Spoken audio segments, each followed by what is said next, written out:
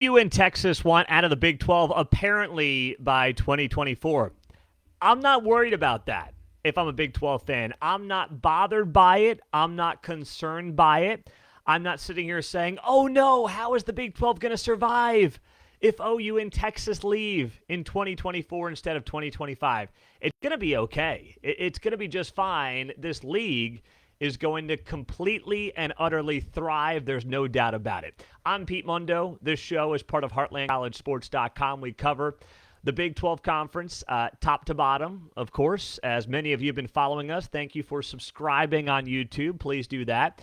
Share this on Facebook, on Instagram, on Twitter, and, of course, on the podcast. Hit that subscribe button, leave a rating and review, and send me a screenshot to Pete Mundo, M-U-N-D-O, at HeartlandCollegeSports.com. And I got free Heartland College Sports koozies for you. So thank you for doing that. Also on YouTube, like this video. That helps out a lot. So here's the report. It came down from Brett McMurphy on Monday. Brett McMurphy, of course, is now with Action Network.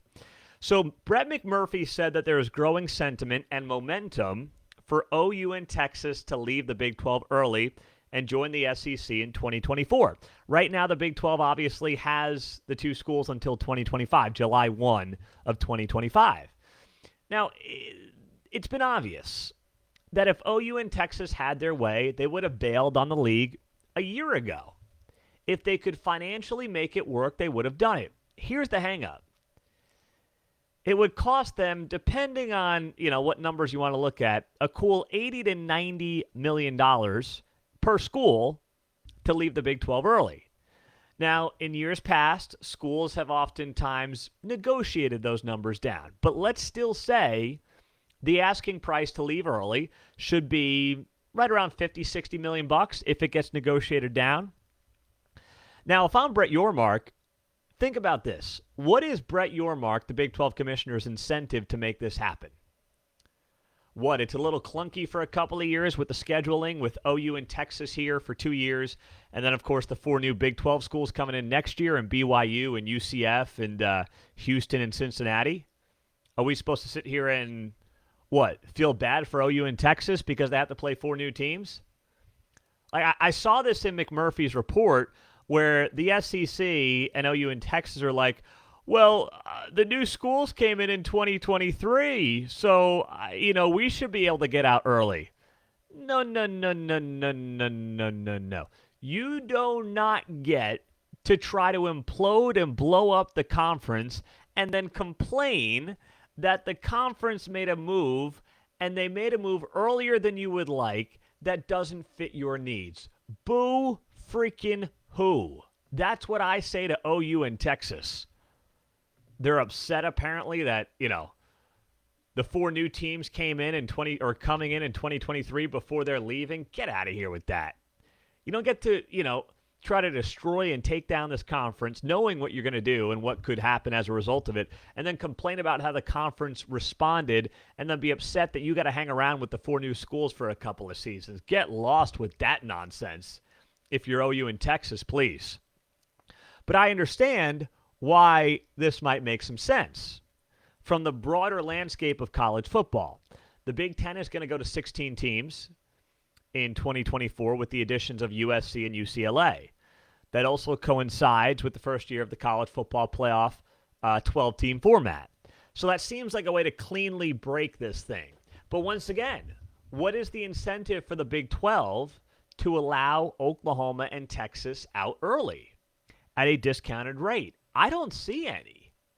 I don't see the reason for OU and Texas to try to cut a deal unless they feel like they can do something that is, how shall we say this, a good move for the Big 12. But let's be honest, the Big 12 having OU and Texas in there for a couple of years, having those matchups, having Houston take on Texas as a conference game, having BYU, Oklahoma, that's compelling. Dillon Gabriel next year for OU taking on his former team in UCF. Those are storylines the Big 12 should be taking advantage of.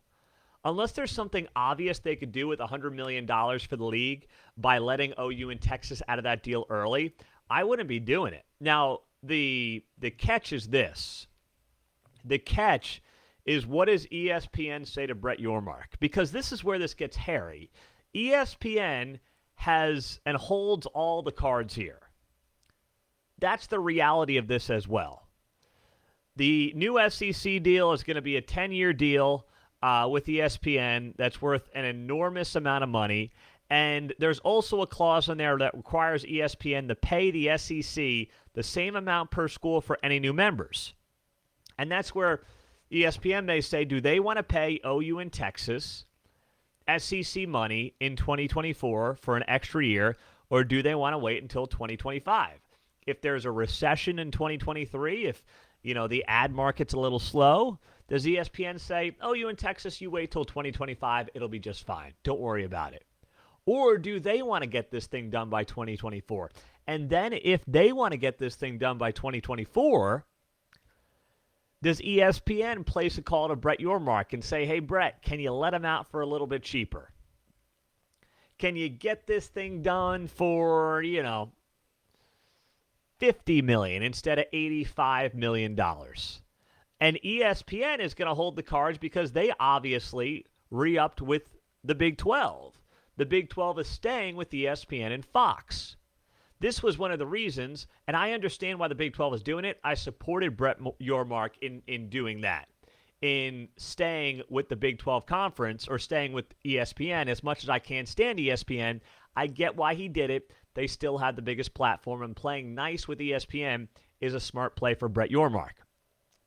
But Brett Yormark has been proven to be a very savvy businessman. He knows what he's doing. He understands how to play the game. He's a TV guy with background there. He gets it. He clearly has relationships at ESPN. So if he's going to let OU and Texas out early at a discounted price, there's got to be something in it for him. There's got to be something in it for the Big 12 Conference top to bottom. And I have complete confidence he will be the guy that can help make that happen. Complete confidence in that. But this is really fascinating. I know a lot of OU and Texas fans, they wanted to be out last year. I get it. I understand why some of you are saying you want to be done with the Big 12. You want to move on to the SEC. Part of the problem is that, the 4 new Big 12 schools and every other Big 12 team. So now you got 12 schools who are going to be basically gunning for you, and you're going to get their best game every single time. Now, OU and Texas is used to getting everybody's best game every single time, but this is going to be on steroids. This is going to be a whole new level, especially the new schools that may say we only have one shot to play Oklahoma and Texas in our careers. This is it. We're going all out. I mean, that makes this story and this league incredibly fascinating for a couple of seasons, and I cannot wait to see how it plays out for the Big 12 Conference. Now, let's get to some of your comments here and just see what you guys are saying before I continue on. Jason writes, OU fan here. I hate the move. I hate the SEC, their fans, and the logo. This whole thing sucks. Well, Jason, how do you think the rest of us feel as Big 12 folks? You're preaching to the choir here, my man. You are in the right conversation. Also on Facebook Live, Gary writes, if the money's right, let them go. I agree, Gary. I just don't know what the money being right means. That's what I need help figuring out. Jared says, if they want out early, make them pay the full fee. They can pay part of it up front as a down payment, and they pay the rest spread out over several years. I'm open to that, too. I'd be curious to know what the league would do with that money, but maybe that's a conversation to have, Jared. That's not a bad point at all as you look at where this thing goes from here on out. So watching that closely. Now, Ross Dellinger, SI, reported about this as well. He said, quote, for weeks there's been growing momentum from the Big 12 to reach a deal with Texas and OU to allow them to exit for the SEC a year early in 2024, but nothing is necessarily imminent. Negotiations go beyond money and include TV network inventory, which is a real obstacle. So we'll see. I mean, ESPN is the one who's ultimately going to be able to make this happen if they want to. They are the kings of college football. They own the most inventory. They have the biggest hand. So we'll see. We'll watch it. We'll see how it plays out. Now, elsewhere around the Big 12 Conference this week, This Chris Beard thing is beyond ugly. Beyond ugly. The Texas basketball coach, I'm Pete Mundo, HeartlandCollegeSports.com, covering the Big 12. The Texas basketball coach was arrested at 4 in the morning on Monday. He was arrested at 4 in the morning on Monday in a very nasty situation, nasty allegations, we should say, for assault on a family/household member. He also was apparently preventing the victim from breathing. Beard was booked with a third-degree felony. Here's what the arrest affidavit says about Chris Beard. A woman told police that Chris Beard, quote, choked me, threw me off the bed, bit me, bruises all over my leg, throwing me around and going nuts, end quote. She said the choking lasted for 5 seconds and impeded her breathing, according to the affidavit, per police. So this is as ugly and as nasty as it gets. We've got all the articles up on the website if you want to see it. Chris Beard told police he has audio recordings showing he was not the primary aggressor. He was asked if he would be willing to share those audio recordings, to which he said no. The woman who lives with Beard told police the two had been arguing for days about their relationship. The woman said that last night she took reading glasses from Beard's hands and broke them. Beard, she told police, then slapped her glasses from her face. So these are the allegations that are in the report. This is what is out there right now about Chris Beard, and it's ugly. He has been suspended without pay until further notice. We're talking about this on a Monday, and as the news came down on Monday afternoon, we found out suspended without pay until further notice. And on top of that, Texas did put out a statement as well earlier in the day.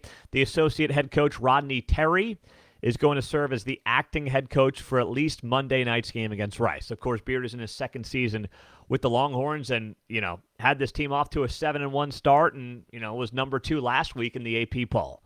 This is ugly. I can't say anything beyond what we know. I'm not going to sit here and speculate. Yes, his attorney has said he was 100% innocent. We do know that Chris Beard divorced his longtime wife.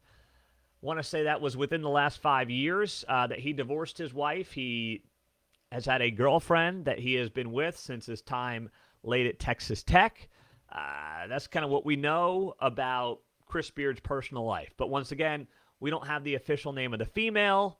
That name has been redacted from the police report, so I'm not going to start connecting too many dots and making too many assumptions. That would be irresponsible, but it is obviously a very serious situation down in Austin. This is one of those things that could end up with Chris Beard's coaching career coming to an end. How serious is it? We do not know. We do not have any idea, but obviously it is one of those things that we'll monitor. We've written a lot about today at Heartland College Sports. The mugshot of Chris Beard is up. It's on the website if you want to see it, and it is something I in no way expected to wake up to today. Saw the news. I was actually doing my morning radio show in Kansas City on KCMO Talk Radio, and which is, if you're in Kansas City, 710 AM and 103.7 FM. And the news came across, I want to say it was about 7:30 in the morning, and I was like, what? Chris, you mean the Texas basketball coach? Are you kidding me? I just didn't see this coming at all. Now, you never see something like this necessarily coming, but, these are incredibly serious allegations. Incredibly serious. You're talking about choking somebody for 5 seconds, impeding her breathing. That's as bad as it gets. Oh, my goodness. Meantime, also, I hate to have bad news here, but the news that we are also continuing to watch and follow is Mike Leach. So Mike Leach, as of our conversation right now, is in critical condition in Mississippi. Suffered a heart attack over the weekend, and his family is asking for privacy. He has, suffered a heart attack. The university put out a statement that said Mike Leach remains in critical condition. This was Monday afternoon at the University of Mississippi Medical Center in Jackson. Mike's family is with him, appreciates the overwhelming expressions of love and support for the coach, but also requests that their family privacy be respected at this time. So Leach has been with Mississippi State since 2020. He spent 8 years with Washington State before that, and we all know him from his time at Texas Tech from 2000 to 2009, and then, of course, spent the season with OU as the offensive coordinator before that. This is absolutely horrible. This is tragic. Mike Leach is only 61 years old. We are all praying for a miracle. I'll tell you what, and I'm going to talk about Mike Leach in the present, since he is still alive as far as we know right now. Mike Leach came on my show, on my podcast, to talk Texas Tech and Big 12 a couple of times back when he was at Washington State. And I'm telling you, that guy talks to you, and you would think that he knew you for 20 years. That's who Mike Leach is. You know, I was granted the interview by Washington State, and they said, hey, if you can keep it to like 15 minutes, that's fine. So 15 minutes into the conversation, I'm trying to wrap it up, and Mike Leach isn't done.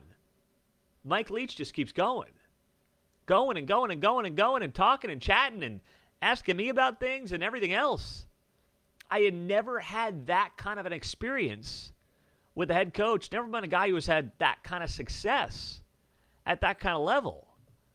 It was unbelievable as I was having that conversation with him. And it's probably going back 4 or 5 years now.